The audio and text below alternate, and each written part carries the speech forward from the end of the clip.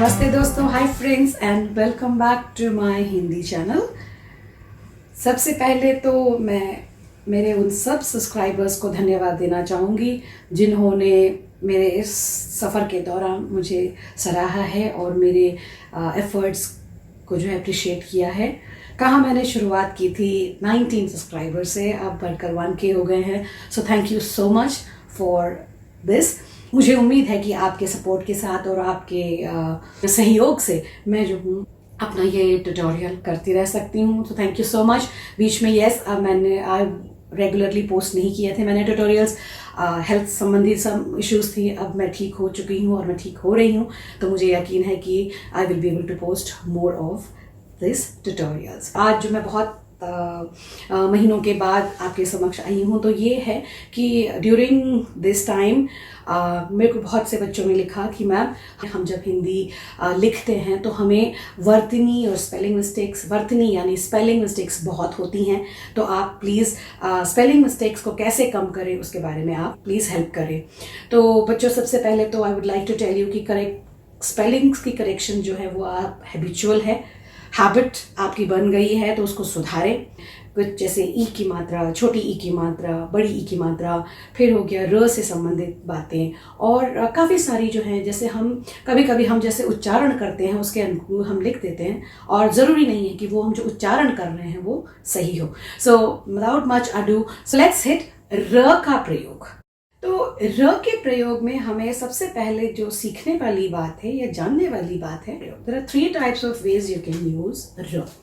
सबसे पहले जो हम बात करेंगे वो है र विद अ हलंत, दैट इज हाफ र, जो ये स्वर के साथ नहीं मिला है। तो जब ये स्वर के साथ मिलता है प्लस आ कर लो तो ये बन जाएगा र।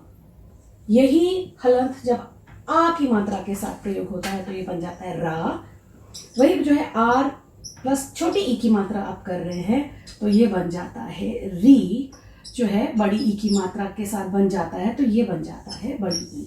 तो यू कैन सी ये रा रा री री रू रू रे राई रो राव रम रह, तो ये स्वर के साथ लगकर ऐसे पैटर्न में बन जाता है जिसे हम मात्राएं भी कहते हैं। र और री का अंतर जानना बहुत बहुत ज़रूरी है हमारे लिए। तो हम जान सकते हैं कि र व्यंजन है और री स्वर है। री की मात्रा का प्रयोग जब हम करते हैं और वो जिस भी शब्द के साथ होता है उसका प्रयोग, तो वो तत्सम या संस्कृत का शब्द हो जाता है। हम सब जानते हैं कि हिंदी भाषा में तत्सम शब्द हैं, तद्भव शब्द हैं, देशज शब्द हैं, विदेशी शब्द हैं। तो इनमें जो है, जैसे देखिए यहाँ पर क के साथ यहाँ पे री की मात्रा का प्रयोग हुआ है तो वो कृष्ण। तृप्ति के साथ त के साथ री की मात्रा का प्रयोग हुआ है, न के साथ री की मात्रा का प्रयोग हो गया तो नृत्य, मृग, अमृत, तो यहाँ पर म के साथ री की मात्रा का प्रयोग हुआ है, और पृथक तो प के साथ री की मात्रा का प्रयोग हुआ है। ये सारे जो हैं तत्सम शब्द की श्रृंखला में आते हैं। इसके बाद जो है र का हम अनेक रूपों में इसका प्रयोग देखते हैं। यहाँ ध्यान रखने वाली बात यह है कि जब र अरहित होता है, अ के बिना होता है या स्वर के बिना होता है, और जिस व्यंजन के साथ जुड़ता है उसी के सर पर लिखा जाता है और उससे पहले बोला जाता है। उदाहरण के लिए यहाँ पे देखिए, ध आधा र और म, ये हो गया धर्म। ग आधा र और म, ये हो गया गर्म। तो यहाँ पर आप देखिए, गर्म र बोल रहे हैं और वो लग किसके ऊपर रहा है, जो नेक्स्ट म है उसके ऊपर लग रहा है, मगर बोला पहले जा रहा है गर्म। बर्फ, ब र फ, बर्फ, र पहले बोला जा रहा है मगर लग किसके ऊपर रहा है, फ के ऊपर लगा है। वैसे ही कर्म, अब र है, स्वर रहित र है और आ की मात्रा का प्रयोग हो रहा है, तो जैसे ख र चा, खर्चा।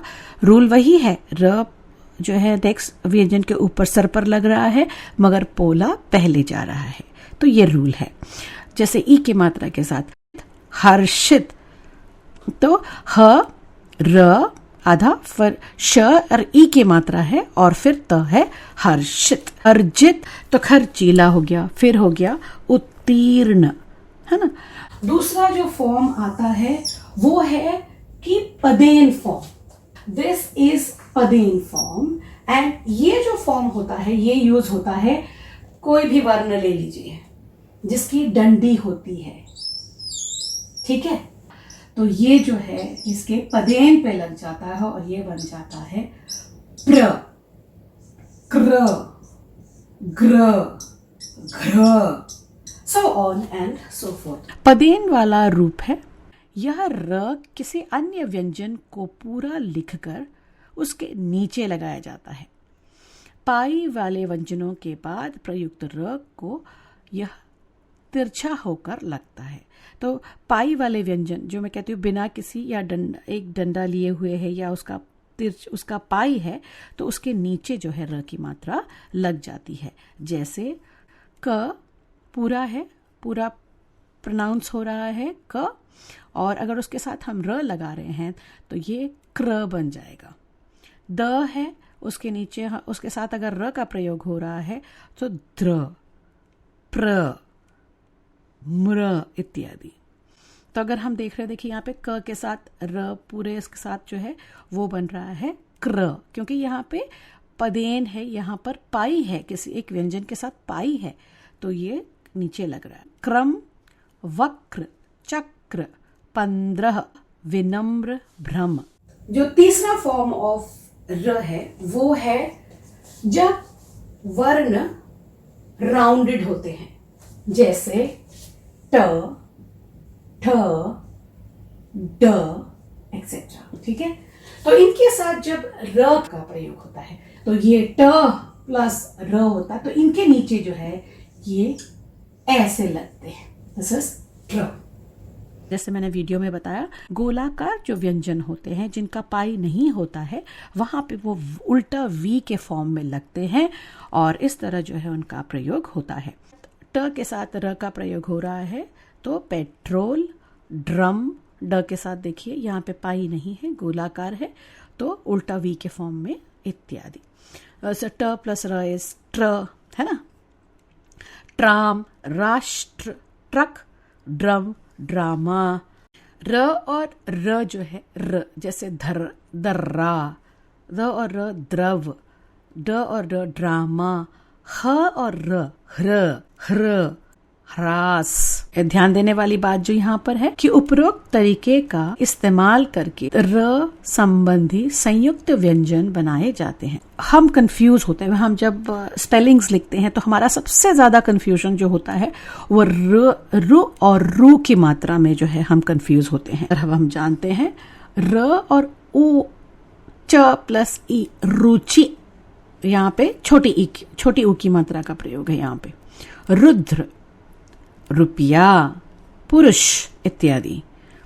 अब वही देखिए र और ऊ का प्रयोग जब हम करते हैं तो देखिए कैसे उसका रूप बदलता है। यहाँ पे गोलाकार नहीं है, यहाँ पे गोलाकार के साथ वो, तो ये आपको ध्यान में रखना है ताकि आप स्पेलिंग्स को अवॉइड कर पाए।